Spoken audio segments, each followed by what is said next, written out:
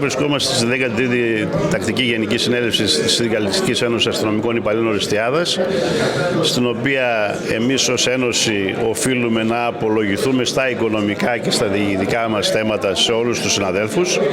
Όπως έχουμε πει χιλιάδες φορές, η Γενική Συνέλευση είναι το ανώτατο συνδικαλιστικό όργανο το οποίο κρίνει για όλα τα ζητήματα που τρέχει το συνδικάτο. Στη Γενική Συνέλευση αυτή θα παρευρίσκεται και ο πρόεδρος μας, και αυτό είναι οι ειδικές συνθήκες αυτής της συγκεκριμένης, γιατί ο πρόεδρος μας ήδη έχει ανακοινώσει ότι αποχωρεί από την ενεργό δράση, φεύγει αρχικά από την Ομοσπονδία ως πρόεδρος και μετέπειτα και από τον εργασιακό του βίο αποχωρεί. Ήρθε το πλήρωμα του χρόνου λοιπόν. Γι' αυτό αυτή η Γενική Συνέλευση που θα είναι η τελευταία του θα είναι και τιμητική για αυτόν, θα έλεγα. Επίσης θα παρευρίσκεται ο Γενικός Γραμματέας της Ομοσπονδίας, ο οποίος θα διαδεχθεί αμέσως μετά τον πρόεδρο της Ομοσπονδίας. Θα είναι για έναν τουλάχιστον χρόνο πρόεδρος στην Πανελλήνια Ομοσπονδία. Όπως επίσης θα παρευρίσκονται και άλλα μέλη της Πανελλήνιας Ομοσπονδίας, ο Οργανωτικός Γραμματέας και ο εκπρόσωπος της Δυτικής Αττικής. Επίσης θα έχουμε ένα πολύ σημαντικό συνάδελφο, ο οποίος θα είναι εκπρόσωπός μας στο ΕΦΚΑ, ο οποίος θα αναλύσει στους συναδέλφους μας τα οικονομικά και τα συνταξιοδοτικά, και γι' αυτό θα είναι ένα πολύ ακόμα σημαντικό κομμάτι της Γενικής μας Συνέλευσης. Εμείς είμαστε εδώ, θα είμαστε ανοιχτοί προς όλο το κοινό, προς όλους τους συναδέλφους και ακόμα και για τους πολίτες να μας ακούσουν, να απολογηθούμε και να ενημερώσουμε για οτιδήποτε μας ζητηθεί. Ποιο είναι το σημαντικότερο θέμα που απασχολεί αυτή τη στιγμή την Ένωσή σας? Ένα πολύ σημαντικό, το οποίο θα το θέσω και εγώ στον λόγο μου, είναι ότι με αυτά τις τελευταίες εξελίξεις με τις αποσπάσεις υπάρχει μια αφέμαξη, θα έλεγα, του προσωπικού προς τα κέντρα, προς την Αθήνα κυρίως, και έχουν μείνει πολύ λίγοι συνάδελφοι να υπηρετούν στα αστυνομικά τμήματα της περιοχής μας. Αυτό το έχουμε θέσει κατ' επανάληψη και γραπτός και προφορικός προς την πολιτική και στη φυσική μας ηγεσία. Το ίδιο θα θέσω και εδώ ως από τα κύρια θέματα που μας απασχολούν εδώ στον Εύρο, όπως και άλλα ζητήματα που είναι ίσως δευτερεύοντα, όπως η ιατρική μας περίθαλψη. Είχαμε έναν γιατρό ο οποίος ήταν εδώ και συνταξιοδοτήθηκε, ήταν στη σχολή βασικά και μας περίθαλπτε όλους, και τη σχολή και τους δοκίμους σχολής, αλλά και το προσωπικό της ΔΑ, ο οποίος έχει συνταξιοδοτηθεί και η θέση αυτή τη στιγμή χειρεύει. Και ζητάμε άμεσα την αποκατάσταση αυτής της θέσης. Για την αφέμαξη υπάρχει κάποια απάντηση από την πολιτική και φυσική ηγεσία?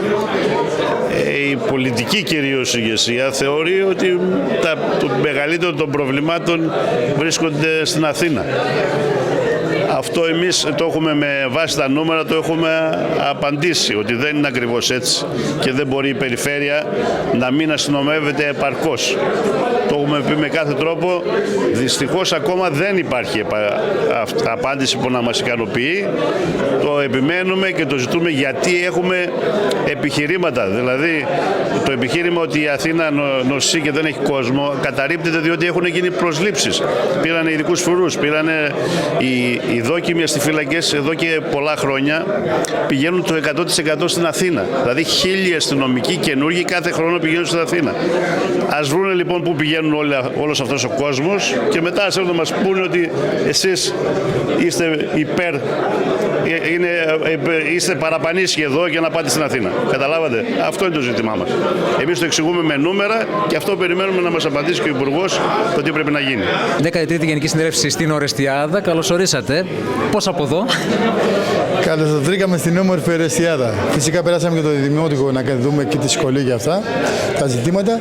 Ήρθαμε να ενημερώσουμε τα μέλη μας, τους συναδέλφους μας, γιατί τι έχουμε να αντιμετωπίσουμε, τι έχουμε διεκδικήσει, τι έχουμε κερδίσει σε ασφαλιστικά, οικονομικά και στην ουσία να δούμε και τον υλικοτεχνικό εξοπλισμό. Και ένα μεγάλο πρόβλημα είναι, όσο και αν μπορεί να μην φαίνεται, όμως θα σας απασχολήσει όλη την περιφέρεια στους επόμενους μήνες. Είναι το έμψυχο δυναμικό.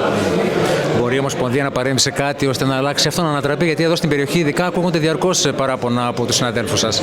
Βεβαίως μπορεί να παρέμβει και γι' αυτό το λόγο είμαστε και εδώ, για να δούμε και τα προβλήματα με τα μάτια μας και όχι μόνο με έγγραφα.